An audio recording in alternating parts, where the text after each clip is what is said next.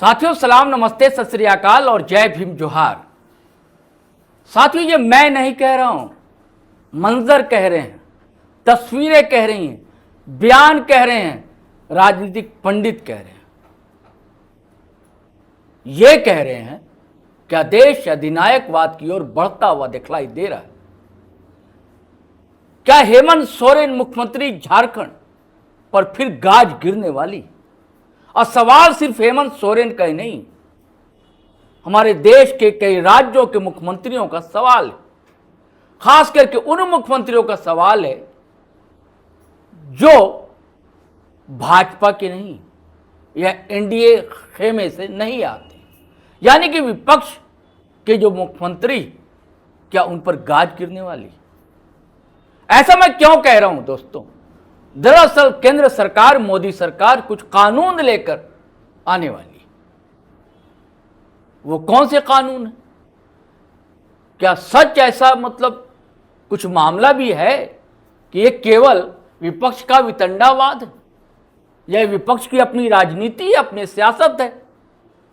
तो किधर अभी आपने मामला देखा ना, महाराष्ट्र का सीएसडीएस के जो डायरेक्टर हैं या को डायरेक्टर हैं संजय कुमार, उन्होंने जो आरोप लगाए थे कि भैया वोटर बढ़ गए, डिलीट करना पड़ा उनको अपनी पोस्ट, जिसको लेकर राहुल गांधी जगह जगह प्रचार कर रहे थे, और माफी मांगनी पड़ी संजय कुमार को।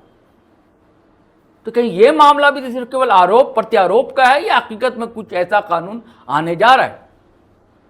देखिए, मैंने हेमंत सोरेन का सवाल इसलिए उठाया कि एक बार हेमंत सोरेन जेल जा चुके हैं, आपको पता है, और उन्हें इस्तीफा देना पड़ा था। अब फ्रेम में देख रहे हैं हमारे साथ शैलेंद्र जी बैठे हुए, इनसे सारा माजरा समझते हैं दोस्तों कि मामला दरअसल है क्या। शैलेंद्र जी, क्या मामला है? क्या सही में फिर हेमंत सोरेन कहीं अंदर तो नहीं चले जाएंगे? देखिए, तैयारी कुछ वैसी ही हो रही है, जी। या आप ये भी कह सकते हैं जो नहीं भी तैयारी है, संभावना या आशंका, जो भी चीज़ें आप कह लीजिए जी, जो वो तो जताई जा सकती है, क्योंकि आज संसद में मानसून सत्र चल रहा है और अगले बस 1-2 दिनों का सत्र और रह गया। जी, तो सरकार, केंद्र सरकार आज 3 विधेयक लेके आ रही है, जिसमें ये कहा जा रहा है जो यदि आप किसी भी मामले में गंभीर आरोपों में, खासकर प्रधानमंत्री हो, मुख्यमंत्री हो, कैबिनेट मंत्री हो, मंत्री हो, यदि आप मुख्यमंत्री भी हो, निश्चित रूप से वो भी, यदि आपकी गिरफ्तारी होती है तो फिर आपको अपने पद से इस्तीफा देना गिरफ्तारी होगा। होती है, हिरासत में 30 दिन तक रहते हैं। हाँ, वो भी एक पक्ष है, जो आप यदि 30 दिनों तक, ऐसा नहीं है जो आज आपकी गिरफ्तारी हुई और आप अगले दिन आपको इस्तीफा देना होगा, नहीं, 30 दिनों तक, यदि आप 30 दिनों से ज्यादा अवधि तक आप यदि 31वें दिन आपको इस्तीफा देना होगा। हाँ, क्योंकि जैसे देखिए, पिछला 2 प्रकरण हमारे सामने था, जो एक तो झारखंड के मुख्यमंत्री पिछले साल जब 31 जनवरी को उनकी अरेस्टिंग होती है, तो वो इस्तीफे देकर के तब उन्हें गिरफ्तार करने की औपचारिकताएं हुई, लेकिन वही मार्च के महीने में दिल्ली के मुख्यमंत्री थे। गिरफ्तारी कहाँ से होती है? राजभवन से। वो देखिए, आप कह सकते हैं, हालांकि अभी भी उसको लेकर के विवाद है, जो वास्तव में वो वहां से हुई या फिर राजभवन से बाहर निकल गए थे तब उनकी गिरफ्तारी हुई, जो भी एक नहीं, बाहर ही निकले, लेकिन राजभवन तो कहा जाएगा। हाँ, वो ठीक है, लेकिन वो अब देखिए तकनीकी पहलू ऐसा अल्बर्ट होता है एक्का चौक पर कोई कार्यक्रम हुआ, अल्बर्ट एक्का पर चढ़ थोड़ी जाते हैं, वहां पर कोई घटना ही तो कहेंगे अल्बर्ट एक्का चौक पर कोई घटना है। निश्चित, तो वैसा कुछ था, लेकिन बावजूद इसका दूसरा एक जो प्रकरण हुआ था दिल्ली के मुख्यमंत्री अरविंद केजरीवाल का, वो भी 2024 की बात, जो उनको मुख्यमंत्री रहते हुए गिरफ्तार किया गया और वो 3 महीने तक जेल में रहे, 3.5 महीने तक जेल में रहे, लेकिन उन्होंने इस्तीफा नहीं दिया था। तो अभी जो सरकार आज विधेयक लेके संसद में आ रही है, उसमें यही कहा जा रहा है जो यदि आप 30 दिनों तक हिरासत में रहते हैं, जेल में रहते हैं, तो 31वें दिन आपको इस्तीफा देना होगा, जबकि अभी ये व्यवस्था नहीं थी। इसमें एक जो है 3 विधेयक जो लेके आ रहे हैं, उसमें एक विधेयक है वो संविधान संशोधन विधेयक है, वो 130वां संविधान संशोधन विधेयक है, जिसको आज गृह मंत्री लोकसभा में पटल पे रखेंगे और उसके बाद वो संसदीय समिति को भेजे जाने के वो वो सब तो औपचारिकता है। इस पर बात कीजिए कि मुख्यमंत्रियों पर क्या गाज गिरेगी क्या? इस सवाल ये, क्या हेमंत सोरेन को फिर जाना पड़ेगा क्या अंदर? सवाल ये, और ऐसी आशंका क्यों? देखिए, ये आशंका इसलिए जताई जा सकती है क्योंकि जब पिछली बार हेमंत सोरेन की गिरफ्तारी हुई थी और वो 3.5-4 महीने तक जेल में रहे थे, 5 महीने तक लगभग। तो उस दौरान कई बार जब उन्होंने अपील की थी या अपने बेल पिटिशन के लिए हाई कोर्ट तक वो गए थे, तो हर बार उनको ये कहा जाता था या ईडी ये कहती थी जो हमारे पास उनके खिलाफ गंभीर सबूत हैं और साक्ष्य हैं। लेकिन जब लास्ट में जिस दिन उनको बेल मिलना था हाई कोर्ट से, उस दिन जब हाई कोर्ट में मामले की सुनवाई हो रही थी, तो उस दौरान फिर हाई कोर्ट के जज की ये मौखिक टिप्पणी थी जो ईडी 5 महीनों तक उनके खिलाफ ऐसा कोई एक साक्ष्य उपलब्ध नहीं करवा पाई जिस पर सीधे तौर पर जिन आरोपों में मुख्यमंत्री हेमंत सोरेन की गिरफ्तारी हुई थी उसकी कहीं पुष्टि होती है। तो ऐसे में आप किसी तरीके से आप उनको राजनीतिक द्वेष में कह लीजिए, चाहे आप बिना किसी साक्ष्य के आप किसी को लंबे समय तक जेल में नहीं रह सकते। मामला दरअसल जुड़ा हुआ क्या था नहीं था वो तो ईडी समझे, लेकिन उस समय जो सबसे ज़्यादा चर्चा ये थी जब हेमंत सोरेन की गिरफ्तारी हुई थी, उसमें ये कहा गया था जो साहिबगंज में ईडी ने 1000 करोड़ का जो कथित खनन घोटाला है और वो वहाँ के लोगों में उस मामले में कई लोगों की अरेस्टिंग हुई थी, तो उसमें मुख्यमंत्री की भी संलिप्तता है। हालांकि ईडी कभी इसको वो नहीं कर पाया। शायद कोई बड़गाई की जमीन का भी था मामला, सेना की जमीन का बड़गाई का मामला है, या फिर उनके नाम एक खनन पट्टा को हासिल करने का भी एक मामला था जिसमें यह लग रहा था जो मुख्यमंत्री रहते उन्होंने क्या एग्जैक्टली कभी ये उन्होंने ईडी ने ये नहीं कहा जो किस मामले में हम इनकी गिरफ्तारी कर रहे हैं, वो उन्होंने अपने यानी कि आशंका यहीं पर यस यही बात है कि अगर ईडी या कोई भी जांच एजेंसी, केंद्रीय जांच एजेंसी निश्चित रूप से गिरफ्तार करती है, तो आपने बताया कि 5-6 महीने तक थे हेमंत सोरेन 5 महीने तक, ठीक है, जनवरी में गए और कोई साक्ष्य प्रस्तुत नहीं कर सका ना, नहीं कर सके और उसी 3 महीने तो आराम से रखा जा सकता है। कभी भी आप कहीं भी रख सकते हैं। देखिए सरकार आपकी, एजेंसी आपकी, 3 महीने तक तो रखा ही जा सकता है। हाँ, तो दरअसल यही कारण कि विपक्ष जो डर रहा है, डर नहीं रहा, ये आशंका खड़ी हो रही है। ये जो नए विधेयकों में तो डर की आशंका है, नए विधेयक से अब ये एजेंसियों को जो भी पावर है या नहीं है वो अलग प्रकरण है, लेकिन प्रकरण ये है जो क्या अब ये आपका ये कानून जो बन जाएगा जब संसद से पास, क्योंकि संसद में आपके पास बहुमत है और आप पास ही करवा लेंगे, तय है। तो वैसी स्थिति में जब ये कानून बन जाएगा तो क्या ये एक टूल की तरह इस्तेमाल होगा? निश्चित रूप से, क्योंकि देखिए ये इसको हम इस रूप में जोड़ सकते हैं, जो धारा 356 जो राष्ट्रपति शासन का वो है, संविधान का धारा 356, वो एक समय केंद्र सरकार का टूल हुआ करता था। ये 77 के मतलब 70 के दशक में कह लीजिए, 80 के दशक में जो एक साथ 10-15 राज्यों में, मुझे याद है जो हम लोगों ने पढ़ा था उस समय, तो हम बहुत छोटे राजपाल शासन होता था, राष्ट्रपति शासन होता था, और एक साथ आप चुनी हुई सरकारों को आप ये बर्खास्त कर देते थे, राष्ट्रपति शासन वही करने जा रहे हैं जितना आप इमरजेंसी का रोना रोते हैं। हाँ, वो एक उस समय एक टूल वो था, लेकिन नए कानून से तो ये टूल बन जाएगा जो आप अपने विपक्षियों को, अभी भी आप है ना ईडी की रेड करवाते हैं, चाहे वो मतलब गैर जो भाजपा शासित राज्य है वहाँ ईडी रेड होती है।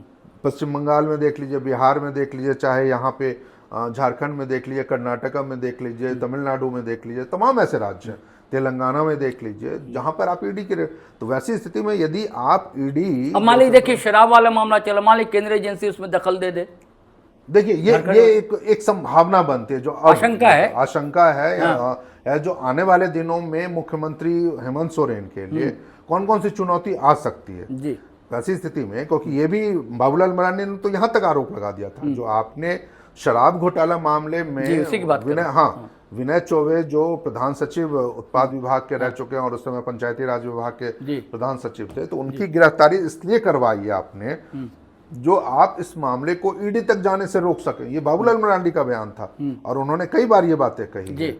दूसरी बात, उसी विनय चौबे को अभी एसीबी कोर्ट से जमानत मिल जाती है। क्यों? क्योंकि इसलिए जमानत मिल जाती है क्योंकि आपने 90 दिनों में जो चार्जशीट दाखिल करने का एक अनिवार्यता होती है जो जांच एजेंसी है उसके पास, वो एबीसी पूरा नहीं कर पाए, आप चार्जशीट दाखिल नहीं कर पाए। यानी कि बाबूलाल का कहना है कि ये स्टेट की एजेंसी जांच कर रही है, ईमानदारी से सेंट्रल एजेंसियां कोई जांच करे, बिटवीन द लाइन यही होगा बाबूलाल का कहना। वो भी एक है और दूसरा एक ये भी है जो आप ईडी तक इस जांच को नहीं जाने देना चाहते हैं, क्योंकि ये भी नहीं जाने देना चाहते हैं तो मतलब यही हुआ ना कि उससे जांच होनी चाहिए, यही ना कहने का मतलब है भाई।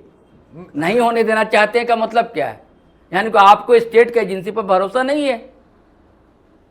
बाबूलाल यही आरोप लगा रहे हैं कि ये ईडी में जाने देना नहीं चाहती है स्टेट गवर्नमेंट, जबकि ईडी में जाना चाहिए। ब्रैकेट में तो यही बात कहना चाह रहे हैं ना वो कह रहे हैं। हाँ, लेकिन जो परिस्थितियां बनी उन परिस्थितियों में तो उनकी बात सच भी साबित हो। हाँ, जो आप इसमें विनय चौबे की गिरफ्तारी होती है जी, 90 दिनों के बाद उनको अब बेल भी मिल जा रहा है। वो हालांकि जेल से बाहर नहीं आएंगे क्योंकि उनके खिलाफ एक हजारीबाग का एक और मामला दर्ज है, तो वो जेल में ही रहेंगे। लेकिन एसीबी की जांच पर तो सवाल उठ रहे हैं। हाँ, एसीबी ने यदि अच्छे से सबूत के साथ वो किया होता, जांच की होती अपनी चीजों पे, तो 90 दिनों में उनके पास ऐसे साक्ष्य तो जरूर आ जाते जिसमें उनकी संलिप्तता दिख जाती।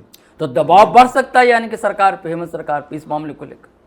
वो देखिए, वो एक तकनीकी पहलू है जो उसमें दबाव बढ़े ना बढ़े, वो एक प्रोसेस का पार्ट पॉलिटिकली, हो जाता है। तकनीकी नहीं, तकनीकी तो आजकल आपने बता दिया कि कोई सरकारें अपने ढंग से इस्तेमाल करती है एजेंसियों को। हाँ, ये तो हम लोग के बातचीत में तो यही निकल कर आ रहा है ना, अपने ढंग से इस्तेमाल करती है एजेंसी को। आपने तो मिसाल भी बता दिया ईडी वाली, जब 6 महीने अंदर थे, कोर्ट ने भी कह दिया कि साक्ष्य नहीं है, यानी कि इस्तेमाल किया गया, इस्तेमाल किया गया एजेंसियों को। बिल्कुल बिल्कुल। तो अभी भी कोई तकनीकी वहां मामला थोड़ी देते, तो इस्तेमाल किया गया था इसलिए तो अभी भी तो फिर आशंका हो सकती है कि इस्तेमाल करें। हाँ, जो नए और यहाँ के जो विपक्ष है, नेता प्रतिपक्ष बाबूलाल ने, जब भाजपा है, इस मुद्दे को ज्यादा टूल दे, फिर केंद्र को दखल देना पड़े।